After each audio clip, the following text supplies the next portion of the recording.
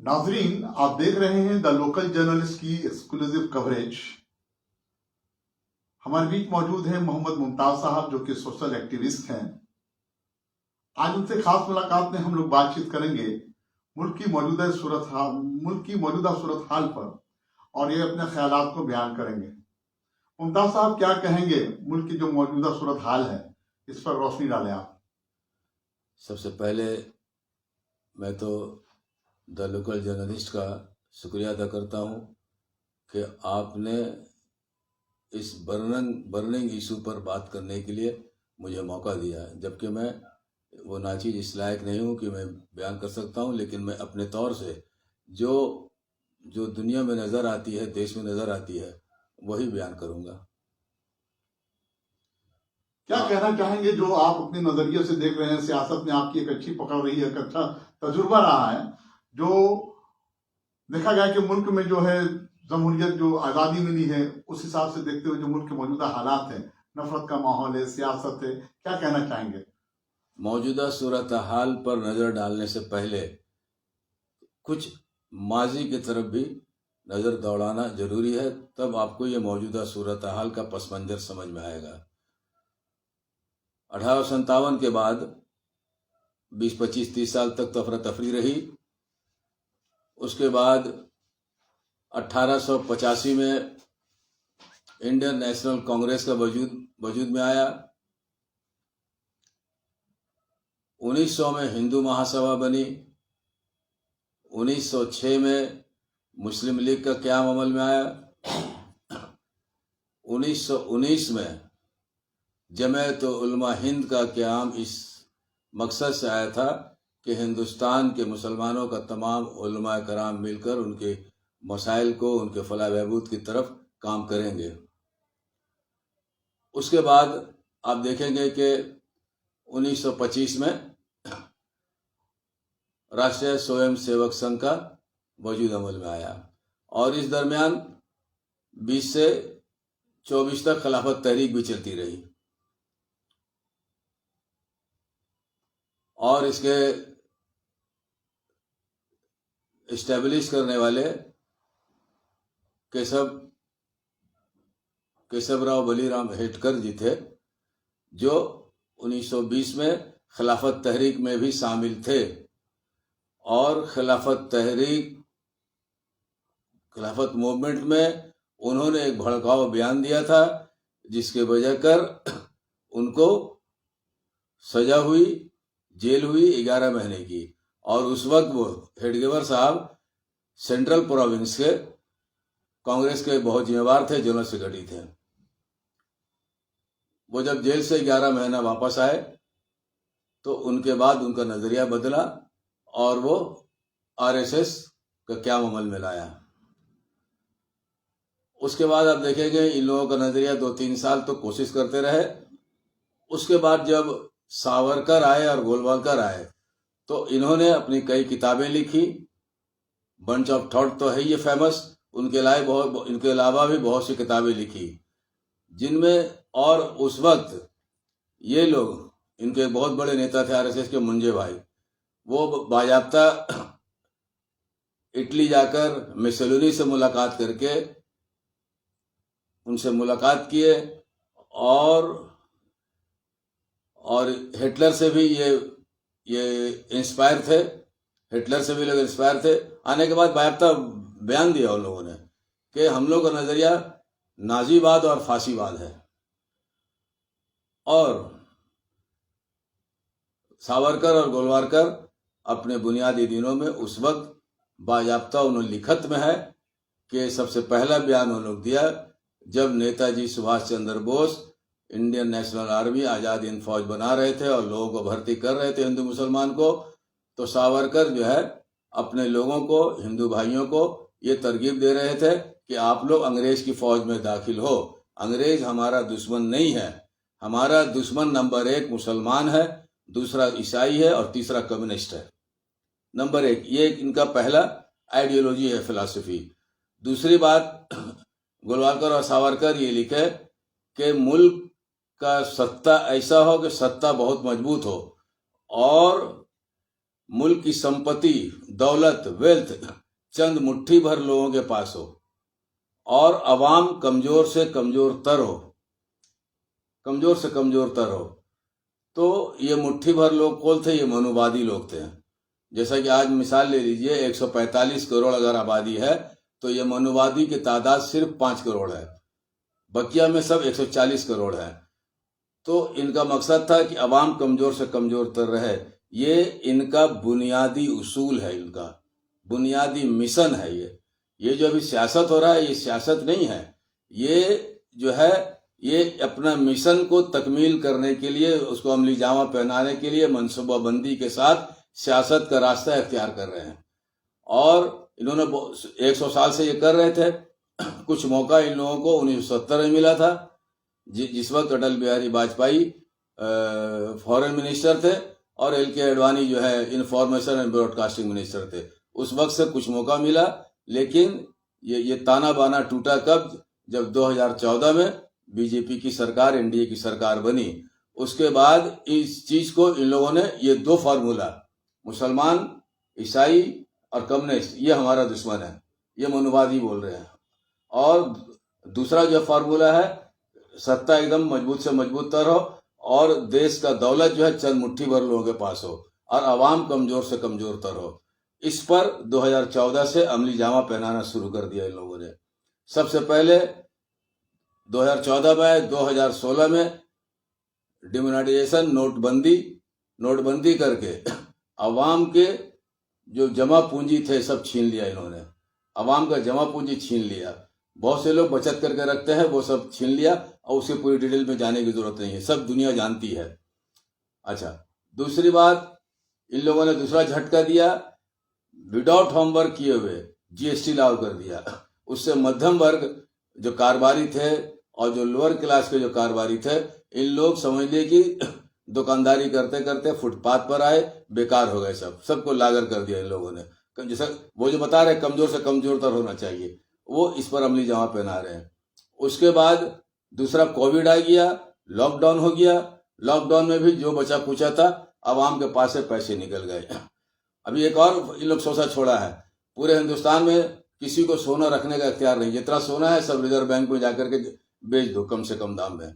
मतलब आदमी इमरजेंसी के लिए सोना वगैरह रखता है कि इमरजेंसी में कुछ काम आ जाए, बीमार पड़ जाए, 20-25 लाख का खर्चा हो तो चलो सोना बेच कर इलाज करा लेंगे, उससे भी वंचित कर दे रहा है इन लोगों ने।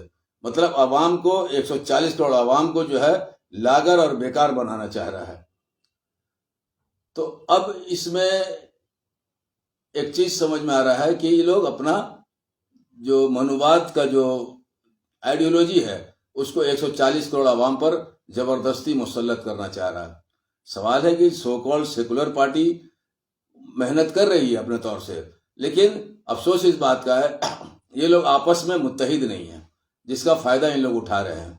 और दूसरी बात ये जो अगर कर रहे हैं, जो 140 करोड़ अवाम, जिसमें से आप 74% schedule caste, schedule tribe, backward class, आदिवासी आते हैं। ये 74% जो है ये है, और ये मनुवादी मुश्किल से 4% है। ये 4% जो है 74% को दबाने के लिए, क्योंकि अब ये लोग, इसके अंदर जो है मनुवादियों के अंदर इक्वलिटी नहीं है, इनइक्वलिटी है। इंसान को बांट कर रखा है। जैसे शूद्र को वो लोग अपने पैरों के नीचे रखता है, मतलब जिसको बोलते हैं अछूत है, छूत अछूत के इसमें रखा है, अनटचेबल जिसको बोलते हैं। तो अब ये लोग जब आवाज उठा रहे हैं, ये लोग बराबरी में आ रहे हैं। वो इस लायक थे कि पास में बैठने भी नहीं देते थे, वो तो उसके पैर के नीचे बैठते थे। अब ये लोग आहिस्ता आहिस्ता, तो इनको दबाए कैसे? असल ये क्या है, मैं ये 74% को दबाने के लिए ये जो नैरेटिव है हिंदू मुसलमान का नैरेटिव को इस्तेमाल किया जा रहा है। ये मुसलमान का कुछ बिगड़ने वाला नहीं है, मुसलमान को कुछ बिगड़ने वाला नहीं है, मुसलमान को इससे कोई फर्क नहीं पड़ता। लेकिन ये लोग जो 74% को समझाने जा रहे हैं, देखो कोई बात होता है, मुसलमान आबादी में बढ़ जाएगा, यहाँ हुकूमत कर लेगा, तुम्हारा ये जैसा कि कई बयान आया, मंगलसूत्र छीन लेगा, ये 74% वाले को समझाने की कोशिश कर रहे हैं। और अगर ये 74% जाग जाए, असलियत को समझ जाए, तो ये मनुवादी का खात्मा हो जाए और देश बच जाएगा। सबसे पहले तो इसमें दूसरी बात ये कि ये लोग आज़ादी 15 अगस्त तक गांधी जी की मुखालफत करते रहे, वल्लभ भाई पटेल की मुखालफत करते रहे, कृपलानी की मुखालफत करते रहे, नेहरू की मुखालफत करते रहे और ख़ास तौर से तो नेताजी सुभाष चंद्र बोस के मुखालफत करते रहे। लेकिन अफसोस की बात यह है कि ये लोग जब भी आज इन दिनों में 14 वर्षों में 11 वर्षों में ये लोग हर वक्त इनकी जुबान पर गांधी जी का नाम रहता है, नेताजी सुभाष चंद्र बोस का नाम रहता है और नेहरू का तो नाम तो समझे बेतादाद लातादाद तौर से लोग इस्तेमाल करते हैं। लेकिन जिनकी जुबान पर यह है, लेकिन जिनकी आइडियोलॉजी को ये इम्प्लीमेंट कर रहे हैं उसका नाम नहीं लेते ये लोग। सावरकर गोलवालकर का नाम नहीं लेते ये लोग, नाम तो लेते हैं गांधी जी का, नेताजी का, जबकि नेताजी का इन लोग कट्टर विरोधी किया। इस तरह इन लोग, अरे अगर ऐसा है तुमको अवाम के पास जाना है, अपने मतदाताओं के पास जाना है, तो भैया तुम अपनी आइडियोलॉजी पेश करो ना उनको, तुम जाओ ना उनके पास मतदाताओं के पास जाओ, जाकर बोलो कि भैया हमें गोडसे के नाम पर वोट दे बाबा, हमें हेडगेवर के नाम पर वोट दे बाबा, हमें सावरकर के नाम पर वोट दे बाबा, हमें गोलवालकर के नाम पर वोट दे बाबा। कम से कम बंगाल की सरजमी में अगर इस नाम से अगर वोट मांगने आए तो जो पुरुष हैं तो वो तो जूता चप्पल से इनका स्वागत करेंगे, और जो महिला है, नारी है, बंगाल की नारी, वो जो है झाड़ू से इनका स्वागत करेगी। ये मेरा अपना मानना है। और बंगाल की धरती जो है ये इनकलाबी धरती है, ये महापुरुषों की धरती है, ये महापुरुषों की धरती है। यहाँ बंगाल जो चलेगा, खासकर बंगाल, ये श्री रामकृष्ण परमहंस जिसने पूरा रूहानियत का जोत जगाया, स्पिरिचुअलिटी फैलाया पूरा, स्वामी विवेकानंद जी हैं जिन्होंने पूरा दुनिया में भारत को पहचान करवाया, और राम मोहन राय ने सतीव्रता को खत्म किया। राम मोहन राय को तो ये अपना दुश्मन समझते हैं कि इन्होंने हमारे धर्म को नष्ट कर दिया सतीव्रता खत्म करके। दूसरी बात ये, ईश्वर चंद्र विद्यासागर जिन्होंने 1854-55 की बात है, शायद 250 साल पहले विधवाओं का विवाह नहीं होता था, विधवा विवाह उन्होंने शुरू कराया। इसी कलकत्ता में पहली बार जो विधवा विवाह हुआ। तो ये लोग सोचते हैं कि राम मोहन राय, ईश्वर चंद्र विद्यासागर, ये लोग दोनों जो है हमारे धर्म को नष्ट किया, हमारे परंपरा को खत्म किया। सतीव्रता तो आज 2000 साल से 2500 साल से ये परंपरा चली आ रही थी। विधवा विवाह का क्या बुरा हाल था, पूरा हिस्ट्री में देख ली, पता चल जाएगा। तो ये जो है इस तरह से इन लोगों ने अपना दोहरा रूप बहरूपिया के तौर पर अपने को इस्तेमाल करते हैं। लेकिन ये बंगाल की धरती है, बंगाल की धरती श्री रामकृष्ण परमहंस, विवेकानंद जी, राम मोहन राय, ईश्वर चंद्र विद्यासागर, रविंद्रनाथ टैगोर, काजी नजरुल इस्लाम, अरविंदो घोष, इन सबके आदर्शों पर बंगाल चलेगा। बंगाल किसी भी हाल में गोडसे, हेडगेवर, सावरकर और गोलवालकर के पथ पर नहीं चलेगा। ये बंगाल चलेगा तो अपने पुरुषों के जो आदर्श है, जो उनका जो पथ दिखाया हुआ है, उसी पर बंगाल चलेगा। यहाँ सावरकर, गोलवालकर का कदम भी बंगाल के लोग बर्दाश्त नहीं करेंगे। इसी तरह से साजिश करके, बहुत कंस्पायरेसी करके ये लोग आ रहे हैं, और इस तरह का बहुत सारा हथकंडा ये लोग इस्तेमाल करेंगे आने में दिनों में। अब देखिए, अब सवाल ये होता है कि अवाम करे तो क्या करे। मैं बंगाल की सियासत पर आ रहा हूं। देखिए, बंगाल की सियासत में ममता बनर्जी कांग्रेस में थी, पार्लियामेंट सांसद ही बनी, लेकिन जब बंगाल की विधानसभा का बात आता है तो कांग्रेस का हाई कमान कभी नहीं चाहता था कि यहां से लेफ्ट फ्रंट हटे, लेफ्ट फ्रंट से मुकाबला। शायद आपको याद होगा 25 नवंबर 1992 को ममता बनर्जी एक ब्रिगेड परेड ग्राउंड में यूथ कांग्रेस के सदर के हैसियत से एक रैली बुलाई थी, जो कि आज भी उसको लोग याद करते हैं। एक तारीखी जलसा था, जबकि प्रदेश कांग्रेस के नेता लोग उनको मतलब सहयोग नहीं किए थे।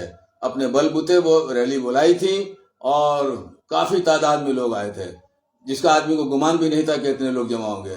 वहां पर ममता बनर्जी ने मार्क्सवादियों के खिलाफ मृत्यु घंटा बजाया था। जब मृत्यु घंटा बजाया तो आप देख लीजिएगा 26 नवंबर का द टेलीग्राफ उठा करके उस पर हाई कमान, उस वक्त प्राइम मिनिस्टर थे नरसिम्हा राव, वहां से बांग दे रहे हैं, ममता गो सिलो, हमारे मार्क्सवादी बंधुओं के साथ मेरे दोस्तों को तकलीफ मत दो, उनको डिस्टर्ब मत करो।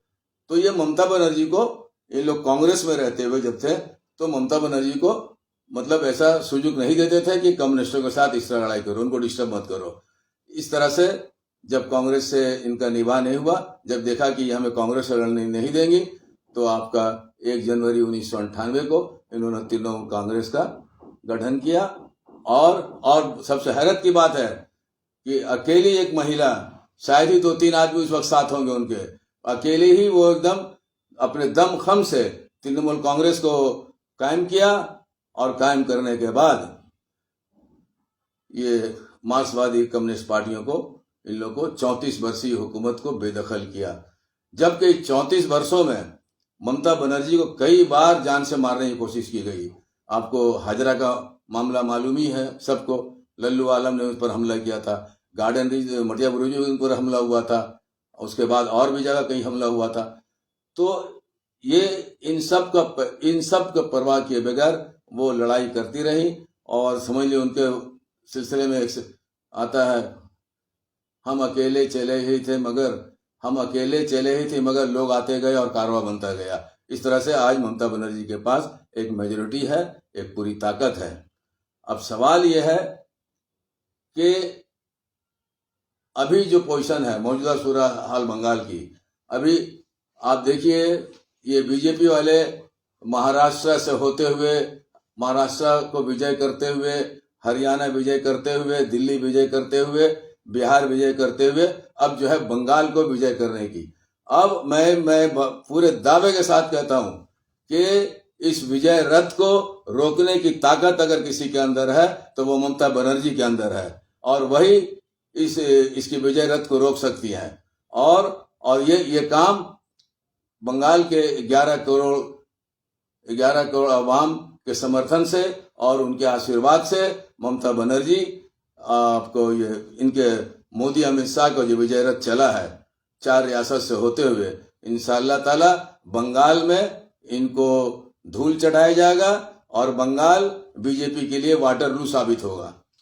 ममता साहब, यहाँ की आवाम से क्या अपील करना चाहेंगे? आखिरी सवाल लेते हैं आपसे, इसके जवाब में क्या कहेंगे?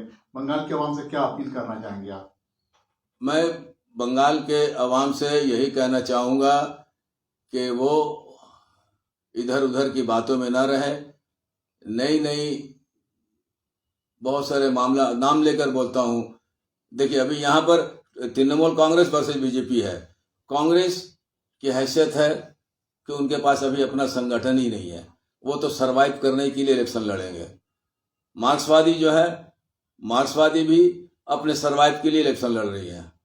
और लेकिन ऐसा लगता है कि मार्क्सवादियों ने इस बार थोड़ा सा मेहनत किया है, मुमकिन है 2-4 सीट लिया है वो, समझे। और बाकी आईएसएफ वाले जो कोशिश कर रहे हैं वो गिनती के है, उनसे कोई ये बीजेपी से मुकाबला कर नहीं सकती। अगर अवैसी आएगा, अवैसी का कोई यहाँ वजूद नहीं है और बंगाल के लोग अवैसी को रिजेक्ट करेंगे। और दूसरी बात, अभी जो नया सोसा चढ़ा है हुमायूं कबीर का, मैं एक बात कहना चाहूंगा कि जो लोग बातिल का आलाकार बन रहे हैं उसको आप एकदम रिजेक्ट करें। एकदम ये लोग बातिल का आलाकार बन रहे हैं, इसलिए हमें होशियार रहने की जरूरत है। और आखिरी बात ये कहना चाहूंगा कि ये जो मरकजी हुकूमत है, ये बीजेपी है या मनुवाद लोग हैं, ये लोग उन लोग ये ठान लिए हैं कि हम बंगाल फतह करेंगे, हम बंगाल फतह करेंगे। इसके लिए ये लोग बहुत सारा हरबा इस्तेमाल करेंगे, इसके लिए ये लोग बहुत सारा हरबा इस्तेमाल करेंगे। और बहुत सारा चक्रांत करने की कोशिश करेंगे। अब देखिए ना, 1919 में पुलवामा हो गया, बालाकोट हो गया, पहलगाम हो गया, ये सब जो है इस तरह का चक्रांत इस बार वो बंगाल में कोशिश करेंगे। और हमें डर है कि पहले पाकिस्तान को इस्तेमाल किया जाता था उस चक्रांत को पूरा करने के लिए, और इस बार ऐसा लगता है कि बांग्लादेश को इस्तेमाल किया जा रहा है और बांग्लादेश को इस्तेमाल करने की कोशिश की जाएगी।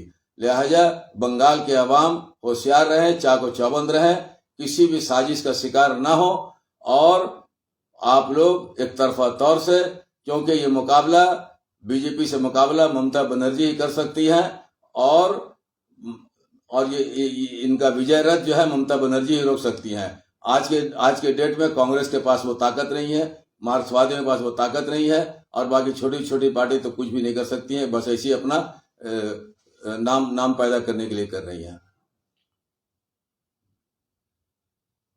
और ऐसे भी एक बात और मैं कह दूं आपको, लोग बहुत सारी बात करते हैं कि सवाल का जवाब नहीं, तो सवाल का जवाब तो ज्योति बासु भी नहीं देते थे। ज्योति बासु से कोई सवाल करने की हिम्मत रखता था, कोई क्वेश्चन करने की हिम्मत रखता था? नहीं रखता था। लेकिन एक दीवाना ने बंगाल केमिकल मैटर पर ज्योति बासु पर उंगली उठाई थी। उस दीवाने का नाम शायद आपको याद होगा, ज्योतिन चक्रवर्ती, जो आरएसपी का लीडर था, पीडब्ल्यूडी मिनिस्टर था। लेकिन क्या हुआ, ज्योति बासु ने ज्योतिन चक्रवर्ती को मिनिस्ट्री से हटा दिया, और यहां तक कि पार्टी को बोल के पार्टी से हटा दिया। विनय कुमार चौधरी बेहतरीन इंसान, उनका क्या दशा किया ज्योति बासु ने। तो ये सवाल वो भी जवाब नहीं देते थे। लेकिन एक बात कह दूं आपको, ये बड़ा अजीब बात होगा जो कि शायद ही कोई बोलता होगा। मैं ये बात कहता हूं कि ज्योति बासु का आशीर्वाद ममता बनर्जी को हासिल था। ज्योति बासु का आशीर्वाद ममता बनर्जी को हासिल था। अगर ये बात बोलूं तो बेजा ना होगा। तो आज सब पूरे बंगाल को, 11 करोड़ आवाम को मिलजुल कर जो मनुवादी हमला हो रहा है, सावरकर गोलवालकर को यहाँ मुसल्लत किया जा रहा है, हमारा जो ये संस्कृति है, हमारी जो संस्कृति है, ये इस हमले को रोकने के लिए एकजुट होकर उसका मुकाबला करें और तृणमूल कांग्रेस को ज्यादा से ज्यादा मजबूत करके वही मुकाबला कर सकती है रोकने के लिए। और हमारी संस्कृति बंगाल की क्या है? बंगाल की संस्कृति है क्या? बंगाल की संस्कृति भालोबासा, भालोबासा, भालोबासा, यही हमारी संस्कृति है बंगाल की। अब मैं अपनी बात खत्म करता हूं एक शेर के साथ। शक्ति भी शांति भी भक्तों के गीत में है, धरती के वासियों की मुक्ति प्रीत में है।